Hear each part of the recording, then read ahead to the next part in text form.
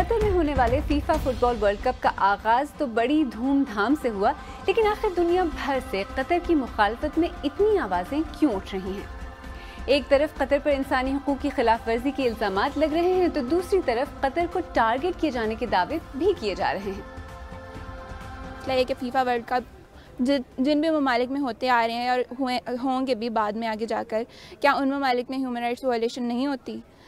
Just because they are super powers یا ان کی اکانومی اسٹرانگ ہیں یا وہ دنیا کو رن کر رہے ہیں، دیٹ ڈزنٹ مین کہ ان ممالک میں ہونے والی وائلیشنز کنسیڈر نہ کیے جائیں۔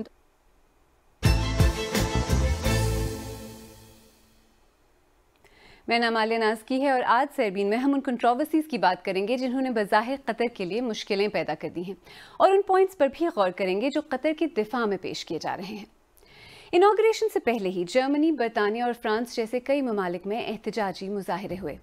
ڈنمارک نے اپنی کٹ میں کالے رنگ کی شرٹ شامل کی جس میں ان کا لوگو بہت مدھم ہے، اور انگلینڈ، ویلز اور 9 دیگر یورپین ٹیمز نے اعلان کیا تھا کہ وہ ون لو آرم بینڈز پہن کر احتجاج درج کرائیں گی، لیکن ایسا کرنے سے کھلاڑیوں کو یلو کارڈ ملنے کے خطرے کے تناظر میں یہ فیصلہ بدل دیا گیا۔ ادھر فرانس نے اس بار فین زونز بنانے اور ملک کے مختلف شہروں میں اکٹھا ہو کر بڑی سکرینز پر میچ دیکھنے کی روایت بھی توڑی۔ اس طرح کے تمام پروٹیسٹ کی ایک بڑی وجہ بظاہر قطر میں انسانی حقوق کی صورتحال ہے، خاص طور پر اس طرح کے الزامات کہ ورلڈ کپ کے لیے بنائے جانے والے اسٹیڈیمز پر جن مائیگرنٹ ورکرز نے کام کیا ان کے ساتھ ہونے والا سلوک مبینہ طور پر غیر انسانی اور قابل مذمت ہے۔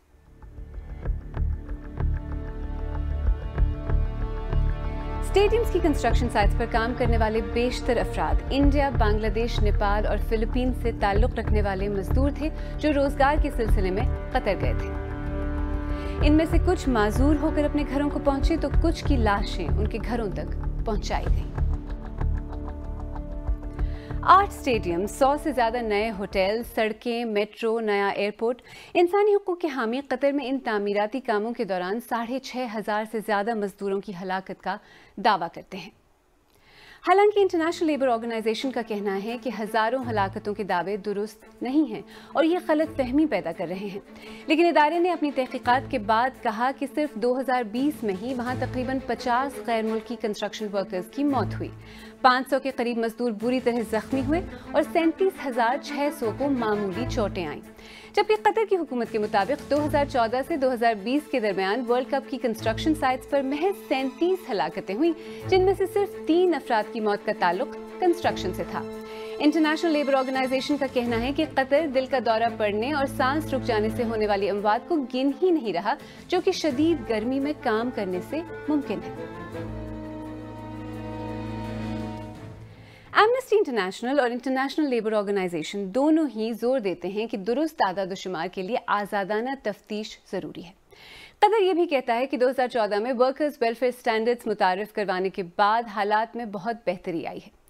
خیر، لیکن ورکرز رائٹس واحد تنازع نہیں ہیں جس کا قطر کو سامنا ہے۔ بہت سے لوگ اس بات سے بھی ناراض ہیں کہ قطر ان 70 ملکوں میں سے ایک ہے جہاں شادی سے باہر اور سیم سیکس تعلقات جرم ہیں۔ ایسے افراد کو 1 سے 7 برس تک قید کی سزا سنائی جا سکتی ہے۔ ملک کی شرعی عدالت کو ہومو سیکشوالٹی کے لیے سزائے موت دینے کا اختیار بھی ہے۔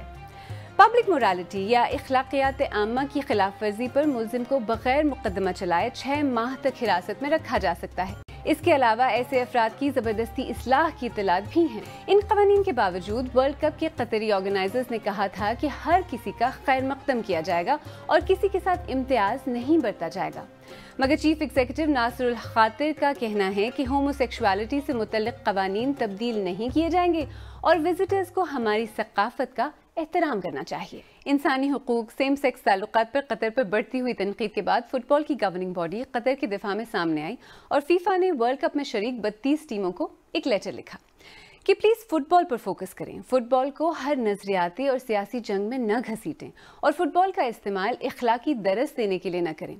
اس خط پر human rights watch, amnesty international اور LGBTQ+ نے تنقید کی ہے۔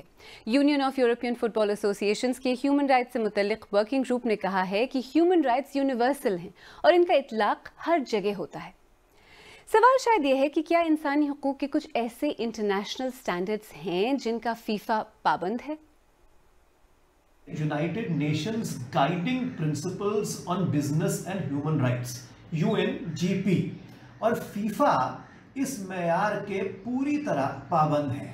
تو یہ کہنا کہ ہیومن رائٹس کی بات مت کیجئے, صرف فٹ بال پہ دھیان دیجئے, یہ صرف اس ڈاکیومنٹ کی توہین ہی نہیں ہے بلکہ ایک نہایت ہی شرمناک انداز میں اپنے انٹرنیشنل ہیومن رائٹس آبلیگیشنز کو برطرف کرنا ہے.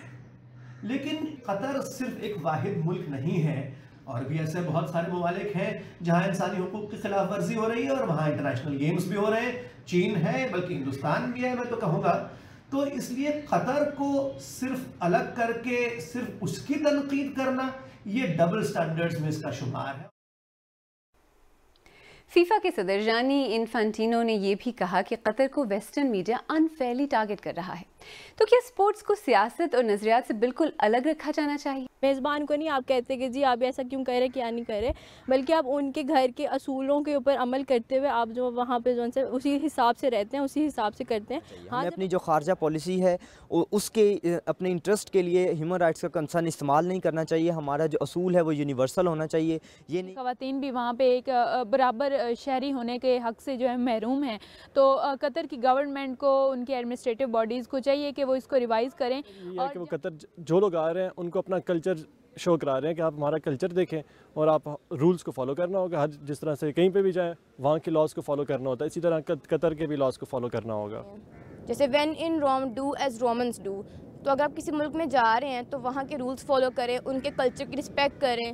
وہاں پہ پرسنل ایجنڈاز نہیں لے کے آنا چاہیے وہاں پہ. اچھا, ویسے کنٹروورسیز کی لسٹ ابھی ختم نہیں ہوئی. فیفا کی طرف سے ٹورنامنٹ شروع ہونے سے 2 دن پہلے یہ اعلان کہ اب قطر میں ورلڈ کپ کے 8 اسٹیڈیمز میں شراب فروخت نہیں کی جائے گی, اس پر بھی کافی بات ہو رہی ہے, تنقید ہو رہی ہے. لیکن خیر, ویسے فٹ بال اسٹیڈیمز میں شراب پینے پر پابندی کی یہ کوئی پہلی مثال نہیں ہے. انگلش فٹ بال گراؤنڈز اور اسٹیڈیمز کے وہ حصے جہاں سے پچ نظر آئے وہاں شراب پینے پر 1985 سے پابندی ہے. اسکاٹش فٹ بال گراؤنڈز کے کسی بھی حصے میں 1980 سے شراب پر پابندی ہے سوائے ہاسپٹیلٹی ایریاز کی. فرانس میں بھی اسپورٹس اسٹیڈیمز میں شراب فروخت کرنے پر پابندی ہے. اس کے علاوہ پچھلے فیفا ورلڈ کپ میں جو کہ 2018 میں روس میں منعقد کیا گیا تھا, کچھ خاص ایریاز کے علاوہ شراب کی پبلک کنزمپشن پر پابندی تھی, اور میچ سے 1 دن پہلے اور میچ والے دن شراب کی فروخت پر بھی ریسٹرکشنز تھی. دیکھیں, اس بات سے تو انکار نہیں کیا جا سکتا کہ انسانی حقوق کی خلاف ورزیاں کہیں بھی کبھی بھی نہیں ہونی چاہیے. اور قطر میں مائیگرنٹ ورکرز رائٹس اور ہم جنس پرستوں کے حقوق کی صورتحال شاید جنرلی باعث تشویش ہے. اور یہ بھی سچ ہے کہ ورلڈ کپ جیسے ایونٹس ہیومن رائٹس جیسی باتوں پر فوکس کرنے اور انہیں اجاگر کرنے کا ایک موقع فراہم کرتے ہیں. آئی سپوز مسئلہ تب کریٹ ہوتا ہے جب انسانی حقوق, یونیورسل رائٹس کے ان اقدار کو بظاہر سلیکٹیولی اپلائی کیا جانے لگے. یعنی کچھ کیسز میں آپ ہیومن رائٹس اور سیاست کو کھیل سے دور رکھنے کی بات کریں, اور کچھ کیسز میں کھیل کو بھول کر حقوق کی بات کرنے لگیں.